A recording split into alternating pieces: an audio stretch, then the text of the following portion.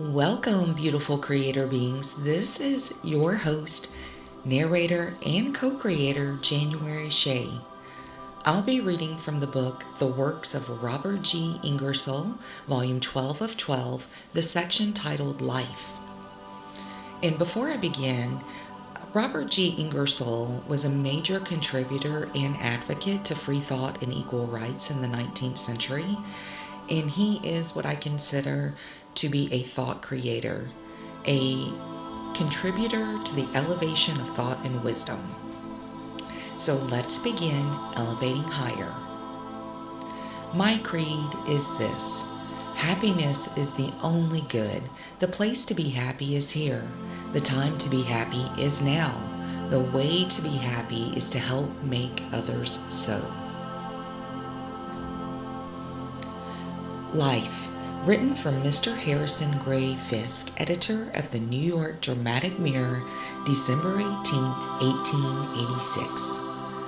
Born of love and hope, of ecstasy and pain, of agony and fear, of tears and joy, dowered with the wealth of two united hearts, held in happy arms, with lips upon life's drifted font, blue-veined and fair, where perfect peace finds perfect form, rocked by willing feet and wooed to shadowy shores of sleep, by siren mothers singing soft and low, looking with wonders wide and startled eyes at common things of life and day, taught by want and wish and contact with the things that touch the dimpled flesh of babes, lured by light and flame, and charmed by color's wondrous robes, learning the use of hands and feet, and by the love of mimicry beguiled to utter speech, releasing prison thoughts from crabbed and curious marks on soiled and tattered leaves, puzzling the brain with crooked numbers and their changing, tangled worth. And so through years of alternating day and night, until the captive grows familiar with the chains and walls and limitations of a life. And time runs on in sun and shade, until the one of all the world is wooed and won, and all the lore of love is taught and learned again. Again a home is built with fair chamber, wherein faint dreams, like cool and shadowy veils, divide the billowed hours of love.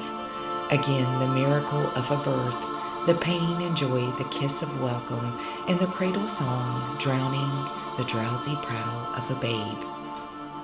And then the sense of obligation and of wrong, pity for those who toil and weep, tears for the imprisoned and despised, love for the generous dead, and in the heart the rapture of a high resolve. And then ambition with its lust of pelf and place and power, longing to put upon its breast distinction's worthless badge, then keener thoughts of men and eyes that see behind the smiling mask of craft, flattered no more by the obsequious cringe of gain and greed, knowing the uselessness of hoarded gold, of honor bought from those who charge the usury of self-respect, of power that only bends a coward's knees and forces from the lips of fear the lies of praise. Knowing at last the unsteady gesture of esteem, the reverent eyes made rich with honest thought, and holding high above all other things, high as hope's great throbbing star, above the darkness of the dead, the love of wife and child and friend. Then locks of gray and growing love of other days and half-remembered things, then holding withered hands of those who first held his, while over dim and loving eyes death softly presses down the lids of rest. And so locking in marriage vows his children's hands, and crossing others on the breast of peace, with daughters' babes upon his knees, the white-haired mingling with the gold, he journeys on from day to that horizon, where the dusk is waiting for the night. At last, sitting by the holy hearth of home, as evening's embers change from red to gray, he falls asleep within the arms of her he worshipped and adored, feeling upon his pallid lips love's last and holiest kiss. With much love and blessings, keep elevating higher.